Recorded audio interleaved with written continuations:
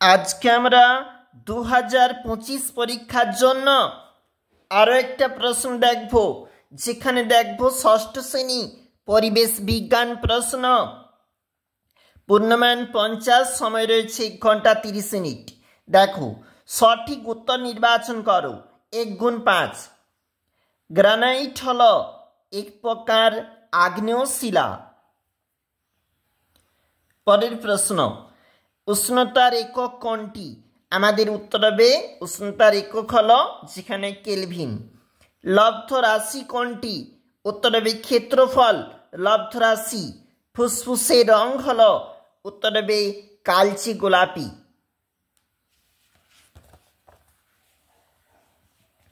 মানুষের হৃদস্পন্দন মিনিটে 72 থেকে 80 বার। নিচের প্রশ্নগুলির উত্তর লেখো। 1 গুণ 7। কোন রক্তকণিকা রোগ জীবাণু ধ্বংস করে? উত্তর হবে শ্বেত রক্তকণিকা। এসআই পদ্ধতিতে বলের একক কি? উত্তর হবে নিউটন। প্লাজমা বা রক্তরস কাকে বলে? গতিশীল বস্তু কাকে বলে? যে বস্তুগুলি সময়ের সঙ্গে সঙ্গে স্থান পরিবর্তন করে তাদেরকে গতিশীল বস্তু বলে। বক্সাইট কোন ধাতুর আকরিক? কোন ধাতুর প্রধান আকরিক? উত্তর হবে অ্যালুমিনিয়াম। ঘড়িতে সেকেন্ডের কাঁটা একবার সম্পূর্ণ ঘুরতে কত সময় নেয়? উত্তর হবে 60 সেকেন্ড। দেখো, খাদ্য পিরামিডের কোন স্তরে জীবের সংখ্যা সবচেয়ে বেশি? প্রথম স্তরে। কোন শক্তিকে কাজে লাগিয়ে পালতোলা নৌকা চালানো হয়? বায়ুর শক্তিকে, গতিশক্তিকে কাজে লাগিয়ে পালতোলা নৌকা চালানো হয়। নিচের প্রশ্নের উত্তর দাও। 2 গুণ 5। খাদ্যের রাসায়নিক শক্তি বলতে কি বোঝো?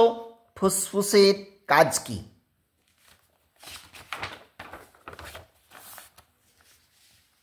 শ্বেত রক্তকণিকার কাজ কি? খাদ্য শৃঙ্খল কাকে বলে?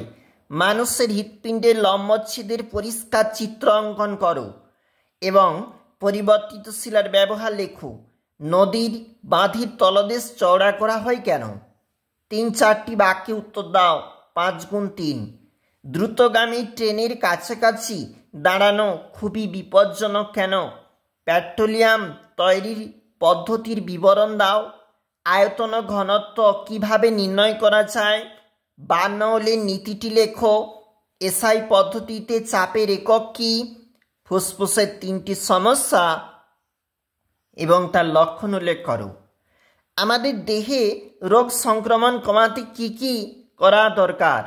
3-4টি বাক্যে উত্তর দাও। এখানে বলেছে আমাদের 2টি প্রশ্ন। পরবর্তী পেজ।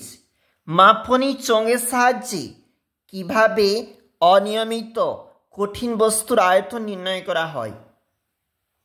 রেল লাইনে জোড়ার মুখে একটু ফাঁক থাকে কেন? এবং স্ট্রয়ের সাহায্যে কিভাবে ডাবের জল বা কোনো তরল পানীয় পান করা হয়? যে কোনো একটি প্রশ্ন 5 নাম্বার বলেছি। তোমার দেহে রক্ত সংবহনের শব্দপথ শব্দচিত্রের মাধ্যমে দেখাও। এছাড়া আমাদের রক্তের রং লাল হয় কেন? দেহবল সূচক বা বডি ইন্ডেক্স বলতে কি বোঝো? অবশ্যই দেখবে 2025 সেকেন্ড ইউনিট, যেখানে ষষ্ঠ শ্রেণী পরিবেশ বিজ্ঞান।